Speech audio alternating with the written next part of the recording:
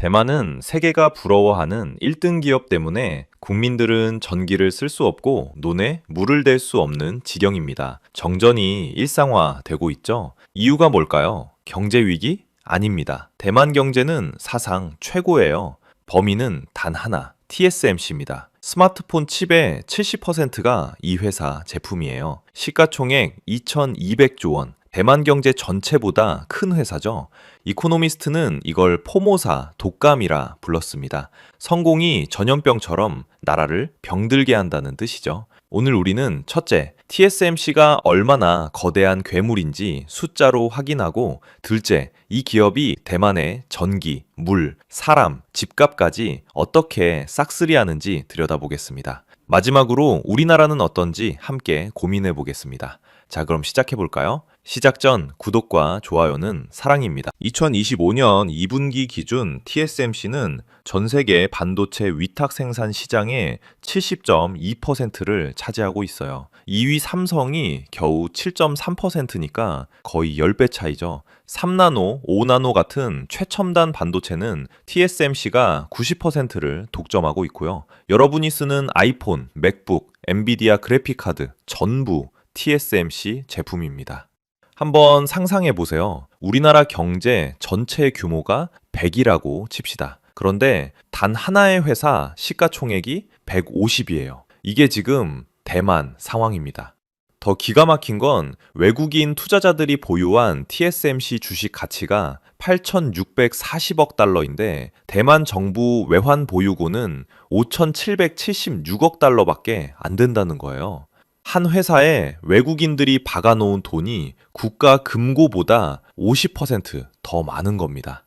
이걸 가족 예산으로 비유하면 이렇습니다. 우리 집 비상금이 500만 원인데 옆집 아저씨가 우리 집 가게 주식을 800만 원어치 사놨어요. 그럼 아저씨가 갑자기 나 주식 다 팔고 나갈래 라고 하면 우리 집은 망하는 거죠. 대만 증시에서 TSMC가 차지하는 비중이 30%예요. TSMC 주가가 떨어지면 대만 경제 전체가 흔들립니다. 여기까지만 들으면 그래도 TSMC가 돈을 잘 버니까 대만 국민들은 잘 살겠네요 라고 생각할 수 있어요. 실제로 TSMC는 대만 GDP의 4.5에서 8%를 직접 만들어내고 반도체 산업 전체로는 GDP의 15에서 25%를 책임지고 있거든요.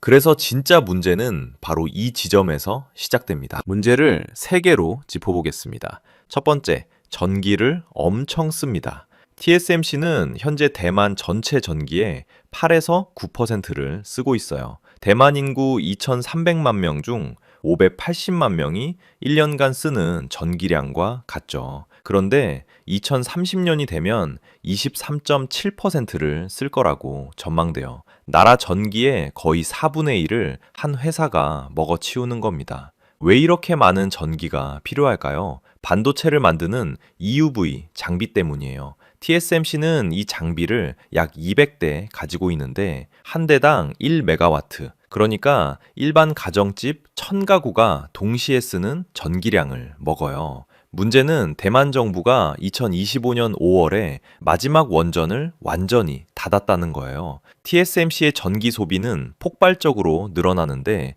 원전은 닫았고 재생에너지는 준비가 안 됐죠. 2024년 4월 화롄 지진 때 전력 예비율이 2.8%까지 떨어졌어요. 정부 목표가 15%인데 말이죠. 두 번째, 물을 엄청 많이 씁니다. TSMC는 하루에 15만 톤의 물을 씁니다. 올림픽 수영장 60개 분량이에요. 2021년과 2023년 극심한 가뭄이 왔을 때 대만 정부는 결정을 내려야 했어요. 농민들에게 줄 물이냐, TSMC 공장에 줄 물이냐. 정부는 TSMC를 선택했습니다. 타이난 지역 농민들에게 벼 재배 금지 명령이 내려졌어요. 수만 명의 농부들이 자기 논에 물을 댈 수 없게 됐죠. 한 타이난 농민은 이렇게 말했습니다. 우리는 물이 겨우 있는데 당신들은 그 물마저 다른 곳으로 돌린다. TSMC는 공정수 재활용률이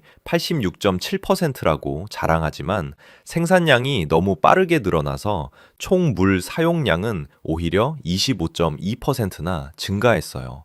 효율성만으로는 해결이 안 되는 겁니다. 세 번째, 사람을 빨아들이는 블랙홀이에요. 대만 반도체 산업에는 지금 3만 4천 명의 인력이 부족해요. TSMC 평균 연봉이 우리 돈 약 1억 5천만 원, 대만 전체 평균의 5배가 넘습니다. 석사 신입도 8,600만 원을 받아요. 이 정도 돈을 주면 어떤 일이 벌어질까요? 대만의 똑똑한 젊은이들이 전부 TSMC로 몰려갑니다. 바이오도, 소프트웨어 스타트업도, 전통 제조업도 사람을 구할 수가 없어요. 결과가 뭐겠어요? 대만의 전통 기계 산업 수출은 2022년 286억 달러에서 2024년 241억 달러로 15.5%나 떨어졌어요. 섬유 산업은 2005년 대비 35%나 생산이 줄었고요. 더 심각한 건 스타트업 생태계예요. 대만의 유니콘 기업이 딱 3개, 전 세계 36위예요. 왜 구글이나 페이스북 같은 소프트웨어 대기업이 대만에서 안 나올까요? 똑똑한 개발자들이 모두 TSMC 공정 엔지니어가 되기 때문입니다. 여러분이 사는 동네에 엄청나게 돈을 잘 버는 공장이 들어섰어요. 좋은 일이죠. 그런데 이 공장이 동네 전기의 70%를 써버려요. 물의 절반을 가져가요. 일할 사람도 전부 이 공장으로 몰려가서 다른 가게들은 직원을 구할 수가 없어요. 심지어 이 공장 직원들이 워낙 돈을 많이 벌다 보니 동네 집값이 10배로 뛰어버렸어요. 이게 바로 지금 대만에서 벌어지는 일입니다. 숫자가 우리를 속이는 거예요. GDP가 올라가는 표면적 성공만 보면 문제가 안 보이죠.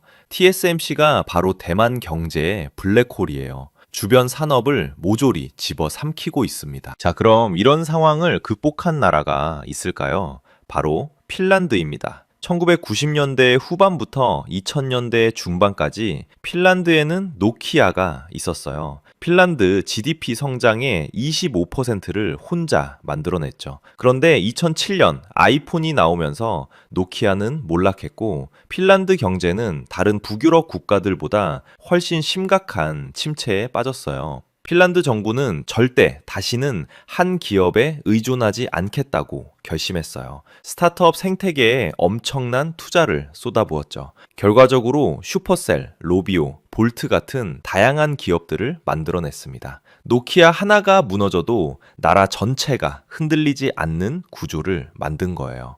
대만도 5+2 산업혁신 계획 같은 정책을 내놨지만 실제로는 TSMC라는 황금알을 낳는 거위를 포기할 수가 없는 상황입니다.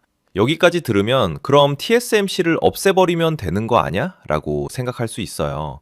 하지만 그렇게 간단하지 않아요. 첫째, TSMC는 실제로 대만의 방패예요. 중국이 대만을 공격하려면 한 번쯤 생각하게 되죠.